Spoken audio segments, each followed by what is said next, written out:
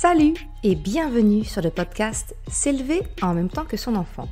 Je suis Maude, coach certifiée chez Mercredi, mais surtout maman de 3 enfants. Sur ce podcast, je t'aide à conjuguer la bienveillance avec la réalité de ton quotidien de maman.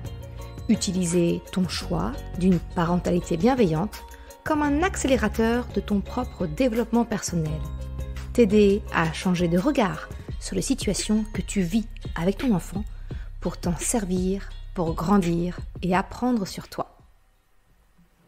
Bienvenue pour l'épisode spécial du mois de décembre du podcast. Sous la forme de mon petit calendrier de l'Avent, je t'accompagne pendant tout le mois de décembre avec des petites questions de coaching, de développement personnel pour t'aider à faire le bilan de 2022 et surtout de commencer à préparer par des premiers petits pas l'année 2023. Je te laisse découvrir maintenant ma proposition du jour. Salut! Alors, pour le partage d'aujourd'hui, j'aimerais te proposer un petit exercice pour te permettre de faire face à tes peurs. Alors oui, j'assume complètement le titre.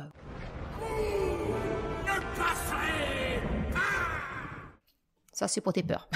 Mais vraiment parce que nos peurs, finalement, elles nous handicapent, elles nous freinent. Et à y regarder de plus près, elles sont souvent fondées sur des choses assez irréelles, exagérées, des croyances limitantes finalement.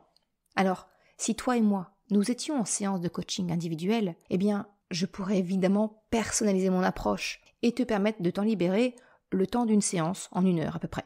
Parce que la technique, elle est assez simple. En fait, elle consiste à libérer ton cerveau de ces scénarios catastrophes. Tu as peur du pire. Peut-être que tu as peur de monter dans un ascenseur, tu as peur que l'on juge ta tenue, tu as peur que l'on critique ton travail, tu as peur de mal faire, tu as peur de ne pas être capable de faire. Peu importe ce qui te gâche la vie. J'ai envie de te dire, aujourd'hui, autorise ton cerveau à imaginer son fameux scénario catastrophe. Permets-lui de visualiser la scène que tu redoutes tant. L'ascenseur qui se bloque, on se moque de toi, on te dit que ce que tu as fait n'est pas assez bien, que c'est mal fait, tu te rends compte que tu ne parviendras pas à faire ce que l'on t'a demandé. Encore une fois, peu importe, imagine la scène catastrophique et décris-la. Que se passerait-il si tes craintes se réalisaient de la pire manière qu'il soit? Et s'il te plaît, amplifie, noircis le tableau de ta scène imaginaire encore et encore et encore. Je sais que, à ce moment-là, quand on est en coaching individuel, tu es au plus mal parce que tu vis ton pire cauchemar vis-à-vis de ta peur. Mais une fois que tu es arrivé au pire, vient la phrase libératrice. Je vais te poser la question.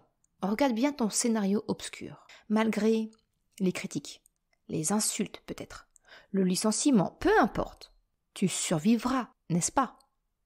Peut-être que tu seras amoché physiquement, émotionnellement, mais tu seras bien vivante.